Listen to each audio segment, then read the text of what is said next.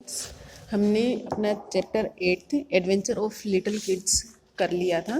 इसकी हम आज लैंग्वेज फॉर्म कर रहे हैं, जिसमें सबसे पहला हमारा जो टॉपिक रहेगा वो होगा subject verb agreement. Subject verb agreement का मतलब होता है कि जो हम वर्ब मतलब जो क्रिया लगाते हैं वो अपने सब्जेक्ट मतलब कर्ता के अनुसार ही लगानी चाहिए। तो यहाँ कुछ सेंटेंस दिए गए हैं, आप इनको रीड करेंगे। Read the following sentence. तो इसमें देखें, Kartik plays with his ball, कि कार्तिक अपनी बाल से खेल रहा है, खेलता है। Daksh and Kartik play with their ball, Daksh और कार्तिक अपनी बॉल से खेल रहे हैं। तो इसमें ये देखिए कार्तिक प्लेज अस लगा है और इसमें दक्ष एंड कार्तिक प्ले। तो इन दोनों सेंटेंस को आप अच्छे से देखें। In this sentence the subject Kartik is the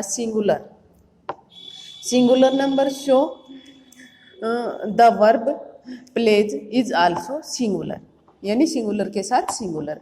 in the second sentence subject Daksh and Kartik are plural numbers, so that the verb is also plural form, यानी सिंगुलर के साथ सिंगुलर और प्लूरल के साथ plural.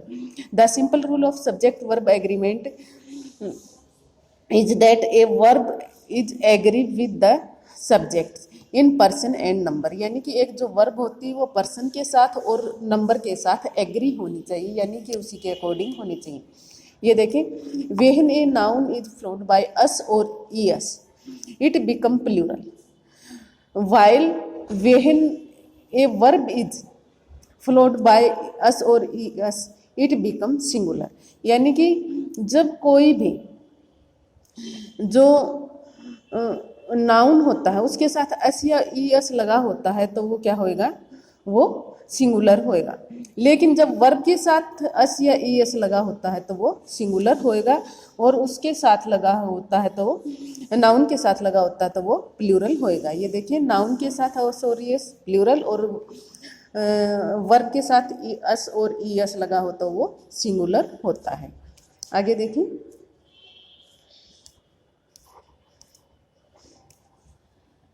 when you write a sentence you have made sure that subject and the verb match each other, यानी कि जब भी आप कोई सेंटेंस बना रही हो तो उसके साथ सब्जेक्ट और जो वर्ब होती है वो सही मैच होनी चाहिए। तो पहले आपको सिंगुलर और प्लूरल का पता होना चाहिए। सिंगुलर जो हमारे सब्जेक्ट होते हैं वो होते हैं ही सी इट, क्या होते हैं, सिंगुलर होते हैं। और जो प्लूरल होते हैं वो होते हैं हमारे वी यू दे एक्स्ट्रा, ठीक है। आई वी यू दे जो होंगे वो हमारे प्लूरल होंगे, और ही सी इट जो होंगे ये हमारे सिंगुलर होंगे। तो ये देखें, इनके जो रूल्स होते हैं वो पढ़ेंगे। सबसे पहले, if in the sentence each very either neither one everyone someone none somebody nobody much little a little is used as its subject the verb is singular number, यानी कि जब भी ये जो वाक्य वर्ड दे रखे हैं ये सब्जेक्ट के अनुसार होंगे तो जो वर्ब होएगी वो हमारी सिंगुलर होएगी। ये देखें, each of us known English, यानी कि हम सभी में से हर कोई इंग्लिश जानता है। When sentence contains both many, several, few, a few, these, those, all as subject, the verb will be plural, यानी कि जब ये वर्ड हो जैसे both, many, several, few, a few, these, तो इनके साथ जो हमारी वर्ब होएगी वो क्या होएगी, प्लूरल होएगी।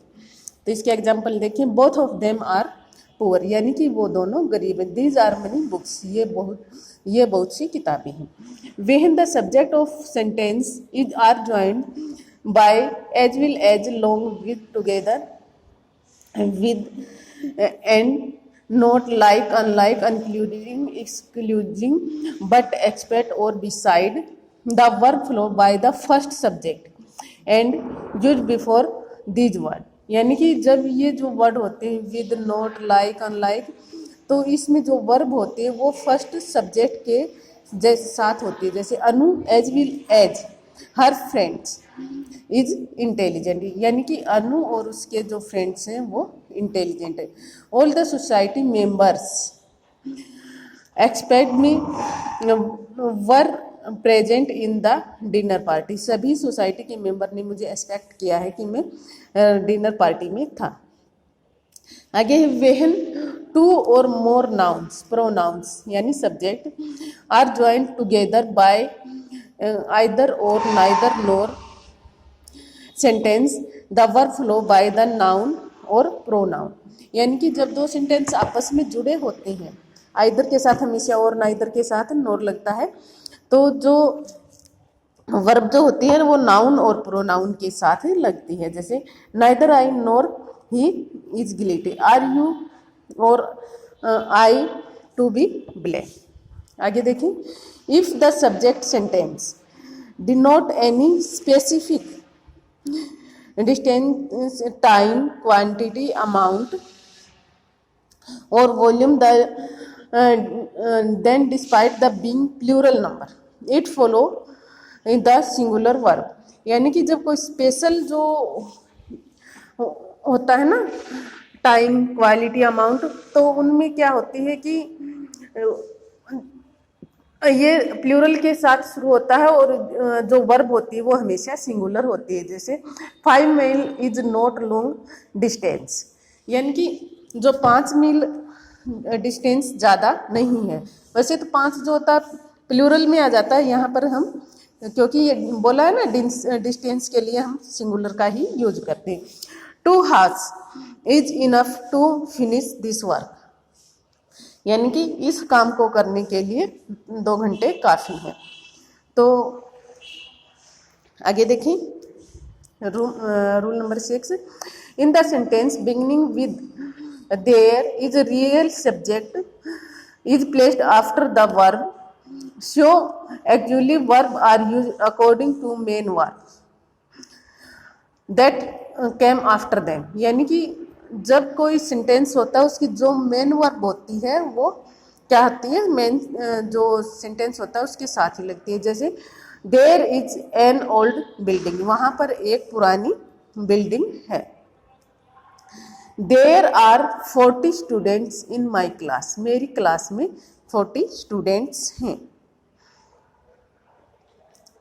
तो इन आगे देखें rule number 7, if the structure of sentence is noun preposition noun follow the first noun, जैसे the water is of the pond is very dirty, यानी कि जो तालाब में पानी है वो काफ़ी गंदा है। The flowers in my garden are so pretty, यानी कि मेरे गार्डन में जो फ्लावर्स हैं वो सुंदर हैं। If the structure of sentence the plus adjective plus the verb is in the plural form, the old are helpless, यानी कि जब द लगा हो और उसके साथ एडजेक्टिव लगी हो, किसी की विशेषता बताई गई हो, तो वहाँ पर हम क्या लगाते हैं, आर का प्रयोग करते हैं, मतलब प्लूरल का प्रयोग करते हैं। द पुअर, जैसे ओल्ड है पुअर है तो ये सिंगुलर, लेकिन इनकी क्या है दा लगाया गया और इसकी विशेषता बताई गई है, तो यहाँ हम प्लूरल का यूज करते हैं। Some subjective diseases sports books countries names extra having S at end of them seem the plural however they followed singular, यानी कि कुछ ऐसे जैसे बीमारियां हैं, किताबें हैं, देश हैं, तो क्या है तो वो सिंगुलर, लेकिन उनको हम हमेशा प्लूरल में ही यूज करते हैं। जैसे है तो seem to be plural however they followed by singular, यानी वो होते तो प्लूरल हैं लेकिन हम हमेशा उनको सिंगुलर में ही यूज करते हैं। जैसे mathematics is very hard subject for me, यानी मैथमेटिक्स लिखा है हमने इसको प्लूरल में, लेकिन इसके साथ हम वर्ब लगा रहे हैं singular. The United state of America is a developed country, तो ऊपर बताया ना कंट्री के साथ भी हम सिंगुलर का ही यूज करते हैं, चाहे वो प्लूरल में हम लिख रहे हैं। तो बच्चों इनको एक बार आप फिर से पढ़ेंगे और कल ये जो एक्सरसाइज है ये आप फिल करके आएंगे ए और B. Okay, thank you, have a nice.